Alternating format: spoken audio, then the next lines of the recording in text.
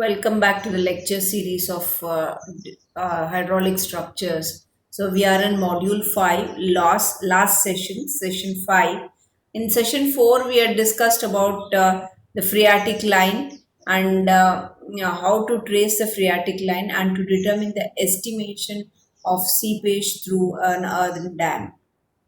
So in this particular session, session 5, we will learn how to trace the phreatic line with an analytical problem and also how to estimate the seepage. Along with this, we'll also learn what is a flow net.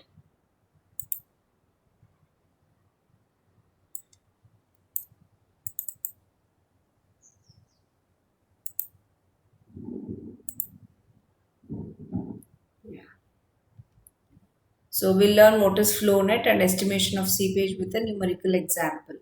See, a flow net is a graphical representation of paths taken by water in passing through the soil. In this diagram, you can see this is the upstream side of the section, correct? This is the earthen dam, and this is the downstream. H is the depth of water. Here, the same thing. Here is the H is the depth of water, and this is the top flow line. Because the filter is provided, it is cutting the filter, horizontal filter or the horizontal drainage. So it is not cutting the downstream side, which should not happen. So this is the top flow line, which is cutting the filter.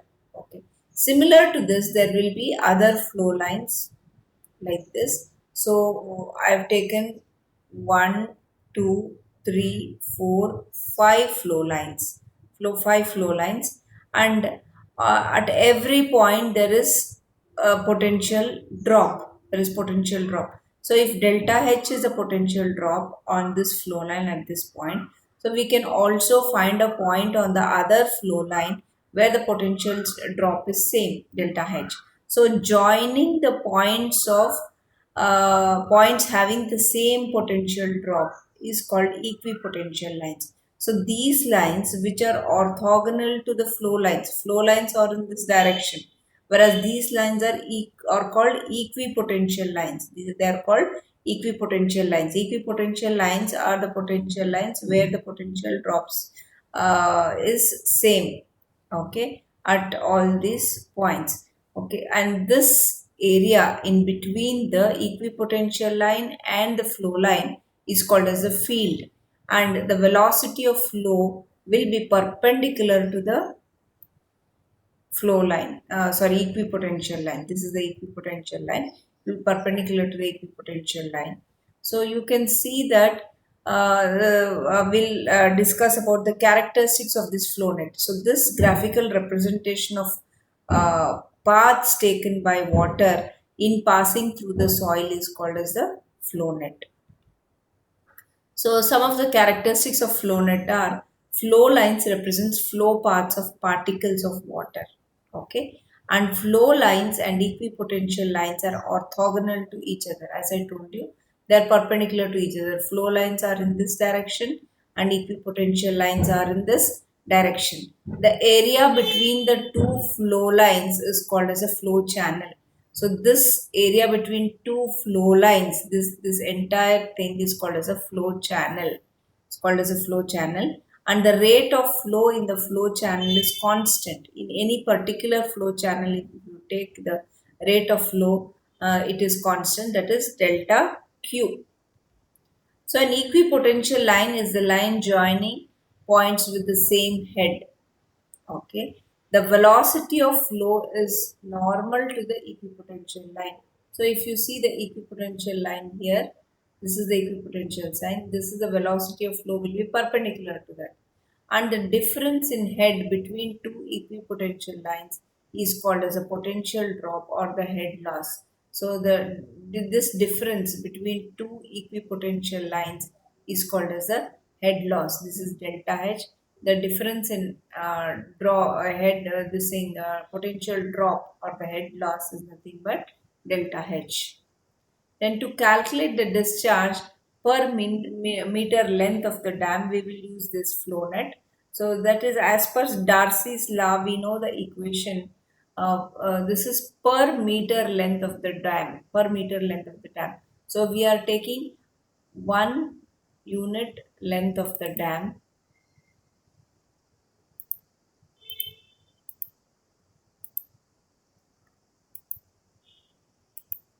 So this is the dam section. So along this direction we will take 1 meter length. If this is the dam,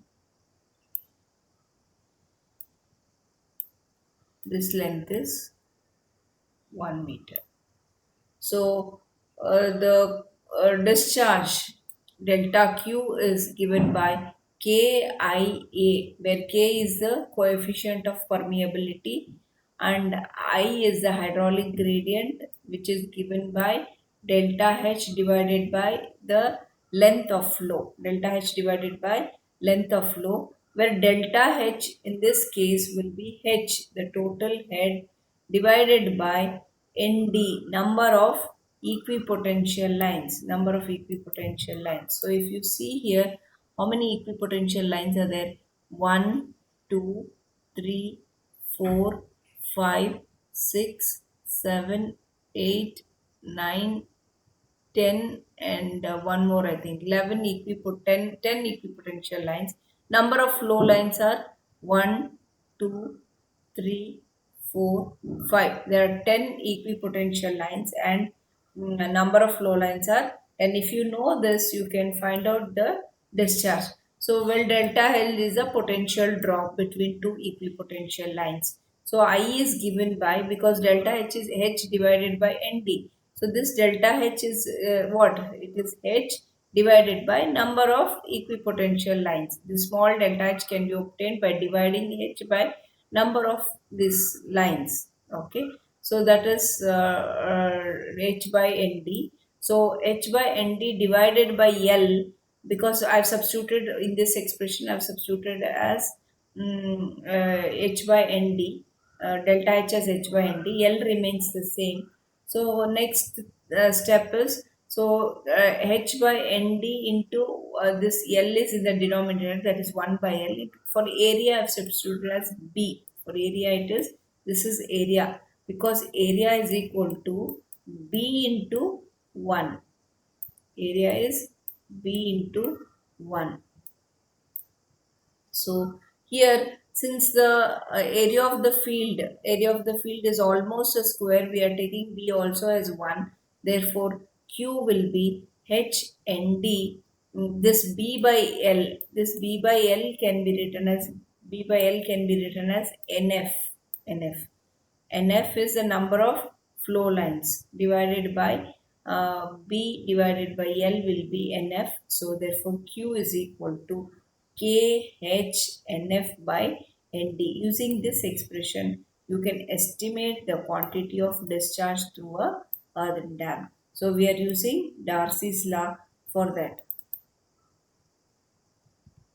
So we'll take a numerical problem on estimation of seepage. I'll read out the problem. For a homogeneous earthen dam 52-meter high and 2-meter freeboard. So this is the height of the dam and the freeboard is 2 meter. So you have to calculate the height of water, which will be 52 minus 2. Okay. So problem should be read carefully. And the flow net was constructed, and the following results were obtained. Number of equipotential drops is 25, that is ND. Number of flow channels is 4, this is NF. And the dam has a horizontal filter of 40-meter length at its downstream end. Calculate the discharge per meter length of the dam, and if the coefficient of permeability of the dam is 3 into 10 to the power of minus 3 centimeter per second. K is given. K is given. NF is given. ND is given. Depth of water is 50 meters. 52 minus 2. Freeboard you have to deduct. So you have to calculate Q. So we know this formula. Discharge Q is equal to KHNF by ND. N is the water depth. As I told you, this is the height of the dam minus of freeboard, which is equal to 50 meters. So K is the coefficient of permeability, which is equal to 3 into 10 to the power of minus 3 centimeter per second. or it is 3 into 10 to the power of minus 5 meter per second. It is converted into meter per second. NF is equal to 4 because 1 meter is 100 centimeters. So NF is 4, ND is equal to 25. Substituting all the values, you will get the discharge as 24 into 10 to the power of minus 5 meter cube second per meter width. Okay, so this is per meter width because we are calculating the discharge per meter width. So you can calculate the discharge through the entire dam by multiplying by the total length of the embankment if the length of the embankment is given.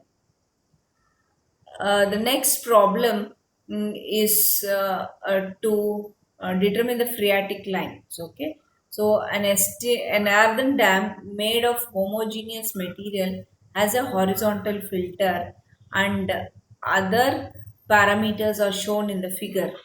Determine the phreatic line and the seepage quantity through the body of the dam. So here we have to determine the phreatic line, for which you need the equation of the parabola and the starting point of the filter. So all these details are given. The equation of the parabola is what you have to remember. Okay, so this is the dam section. The depth of water is given 20 meters, and this is the length of the horizontal filter, and this is the upstream side and this is the downstream side. And the downstream side there's a filter which is of 25-meter length, 25-meter length, and then 130 is the base width. 130 is the base width, and you can see that this line will start at a distance of 60 meters. At a distance of 60 meters, the phreatic line should start. The top is the line cutting the, you can say, the horizontal projection of this inclined face at the point where the what the phreatic line starts is given as 60. This is what is required for you because the phreatic line starts from here. Okay, so we know the equation of parabola, that is x square plus y square is equal to x plus s. We have derived this, and also s is the distance of the, so for the origin of the Cartesian coordinate system at the face of the filter. So the phreatic line, we know it starts from the filter. It starts from a filter. So this becomes the origin. This becomes the origin, and the equation of the parabola for seepage line can be expressed as s is equal to x square plus y square minus x. X and y are the coordinates of any point on the phreatic line, where s is the distance of the focus point from the directrix. So we have derived this. So in the at the extreme point, that is at x is equal to 65, where the first point starts, and y coordinate is 20. Y coordinate 20. So at this is 60 plus 5 here, where it starts 65. The y coordinate will be 20 and the x coordinate will be 65. 65. X coordinate will be 65, or mm,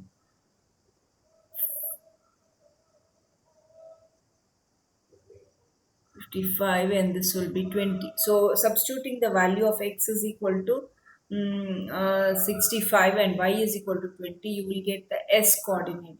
And using this equation, x square plus y square is equal to x plus x. S is known. S is known at any point of, sorry, at any point of x, you can find out the y coordinate. Say at x is equal to, this is not required, so you can start from 0, that is at the beginning of the filter, and then at every 10 meters, you can find the ordinate 10, 15, 25, 30, 40, 45. Substitute the y. S is known. S is how much? 3.07 meters.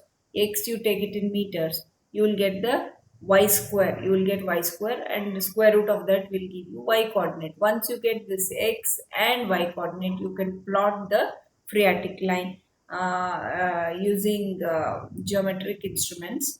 So at x is equal to 65, y is equal to 20. Inserting into parabola equation, you get yes, the intercept, the distance of the directrix from the focal point. Working out few more points from the equation, the parabola can be easily drawn and corrected for the curve on the upstream face of the dam so as to get the seepage line. Actually, the upstream face will start not exactly here. It should not start. This is taken as 3, the water depth. This is taken as 3L or something. So therefore, you have to make correction here. So you have to draw this is a free line. This is a free line. So from here, you calculate the ordinates. You calculate the ordinates. At this point also, you have to join. So we have discussed the detailed procedure in the previous session. The amount of seepage flow Q is equal to Ks. K is equal to Ks. From this is also from Darcy's equation. So Q is a discharge per meter. Width of the dam is given by K is given. K is 5 into 10 to the power of minus 3 actually. So that is in meter per second. Whereas this S is in meter, so uh, convert it into meters. So S is in also to convert this is 5 into 10 to the power of minus 3 centimeters. So convert that into meters by dividing by 1000. So 5 into 10 to the power of minus 6 into 3.07. If you will get it as 15.35 into 10 to the power of minus 6 meter cube per second per meter width of the dam. So this is how we calculate the discharge. So this ends the uh, 2, module 2. So thank you for listening. Let's end the slideshow.